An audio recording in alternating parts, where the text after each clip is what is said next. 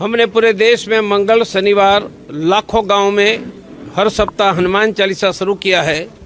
यह हनुमान चालीसा हिंदू कल्याण Hindu wellness centre के नाते विकसित किया है। उस अभियान के अंतर्गत मैं काशी में भी आया हूँ। जगह जगह पर हनुमान चालीसा केंद्र चलेगा। महाराज जी के साथ हुआ है, उसमें साधु संत भी बढ़ गए हैं। रामभद्राचार्य महाराज ने कहा है कि वो जगत गुरु नहीं है, जगत गुरु मैं हूँ, और उन्होंने उनके साथ अन्याय नहीं हुआ है। प्रयाग में गंगा यमुना सरस्वती त्रिवेणी के स्नान करने के लिए भारत और दुनिया भर का करोड़ों हिंदू आता है, श्रद्धा से आता है, डुबकी लगाने के लिए आता है। और देश का हिंदू या संत यदि त्रिवेणी में स्नान करने के लिए आते हैं तो सम्मान पूर्वक उनका स्नान करने की जिम्मेदारी प्रशासन की है। मैं आशा रखता हूं कि यहाँ का प्रशासन ये जवाबदारी निर्वहन करेंगे। परंतु जो विवाद खड़ा हुआ है, चल रहा है, उनके कारण पूरा देश का हिंदू समाज दुखी है, मैं दुखी हूँ। जगह जगह पर लोग मुझे मिल रहे हैं, टेलीफोन कर रहे हैं, सब दुखी है। हिंदू बटेगा, हिंदू कटेगा। यहाँ तो हमारे संत जिनको एक रखने की जिम्मेदारी नेतृत्व है, वह बटे हुए दिखाई देते हैं। और 2500 वर्ष की आद्य जगत गुरु शंकराचार्य की महान परंपरा है और गोरख पीठ की भी इतनी ही महान परंपरा है। मैं विनंती करता हूँ कि दोनों संत मिलकर समस्या का समाधान करो। हम बटे रहेंगे तो हिंदू भारत में टिक नहीं पाएगा।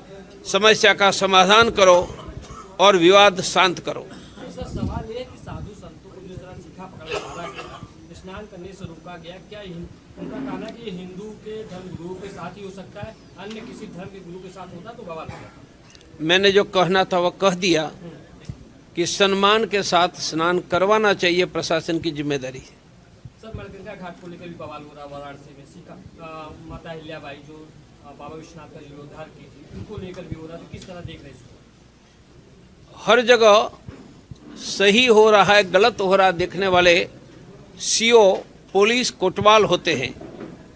काशी में तो अलग कोतवाल है, उसका नाम है भगवान काल भैरव।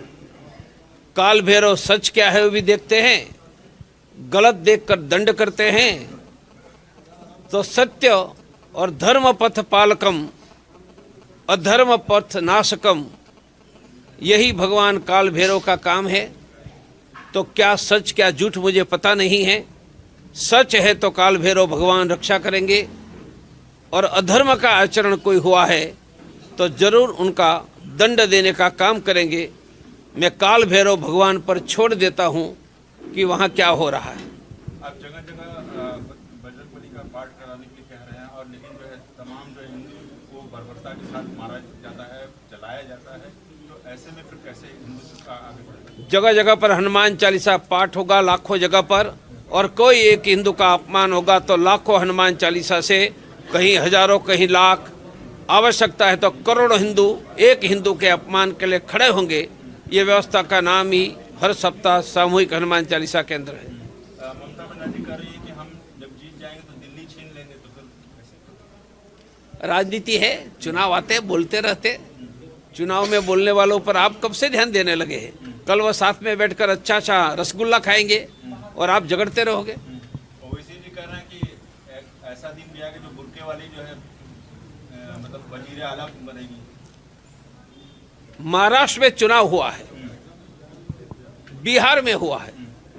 मुसलमानों ने ओवैसी की पार्टी एआईएमएस को वोट दिया है। आजादी के पहले महात्मा गांधी मुसलमानों के लिए मर गए। मुसलमानों ने महात्मा गांधी की कांग्रेस को नहीं, मुस्लिम लीग को, जिन्ना को वोट दिया।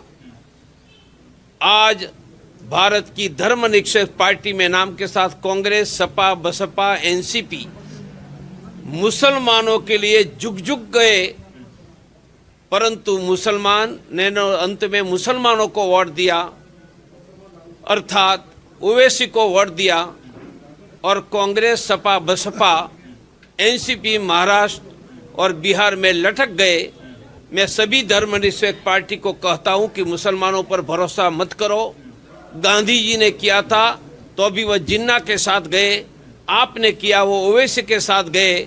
और सभी सेक्युलर पार्टियों को अपील करता हूं, मुसलमानों को छोड़ दो, हिंदुओं को गले लगो, हिंदू ही आपके भाई हैं। और यदि भाजपा, कांग्रेस, सपा, बसपा, एनसीपी ने मुसलमानों को छोड़ दिया तो पहली बार भारत की संसद में मुसलमानों की 40 सीटें आती थी, अब 20 आती है, उनकी 10 सीटें नहीं बचेगी। भारत में मुस्लिम राजनीति खत्म हो जाएगी। अब यह सेक्युलर धर्मनिरपेक्ष पार्टी के लिए संदेश है कि मुसलमान मुसलमानों का है, फिर भी उनके पीछे जाकर आपको हारना है तो भारत का हिंदू आपको जीतने नहीं देगा। हिंदुओं को गले लगाओ तो आप भी भारत में सत्ता में आ सकते हो। ओवैसी जी सदन में जय फिलीपीन का नारा तक लगा देते हैं और कहते हैं कि भाजपा हमसे मतलब कभी दोस्ती नहीं कर पाएंगे, मतलब आसमान और समुद्र के बीच की दूरी है। मैं मेरी बात करने आया हूं, दूसरों की बात करने नहीं आया हूं। देश में हिंदू हित तय करेगा और देश में जिस तरीके से मुस्लिम वोट मुसलमानों के पीछे, ओवैसी के पीछे गए हैं, भारत में मुस्लिम राजनीति समाप्त होने का प्रारंभ हो चुका है। कभी गठबंधन सत्ता के लिए, कभी मुफ्ती से गठबंधन हो जाता है, कभी ओवैसी से गठबंधन हो जाता है, कहते हैं सनातन पार्टी है, तो कैसे देखते हैं आप? हिंदू देख रहा है और काशी में तो काल भैरव भगवान स्वयं देख रहे हैं, तो मुझे तो देखने की जरूरत ही नहीं। ब्राह्मण हमेशा जो है मतलब भाजपा को वोट करता है, जीत आता है, लेकिन ब्राह्मणों की बैठक होती है तो ऐसे में आंख तड़े ली जाती है। मैं ब्राह्मण ठाकुर की बात नहीं करता हूँ, मैं तो हिंदू की बात करने वाला हूँ। ब्राह्मण भी हिंदू है। मैं हिंदू की बात करता हूँ, सभी हिंदुओं की बात करता हूँ, मैं जातियों की बात नहीं करता हूँ। एक विशेष कोई नहीं, कभी नहीं। आपके राज्य की खबरें, आपके शहर की खबरें सबसे पहले जानने के लिए देखते रहें अमर उजाला। चैनल को सब्सक्राइब जरूर कर लें और पाएं हर अपडेट।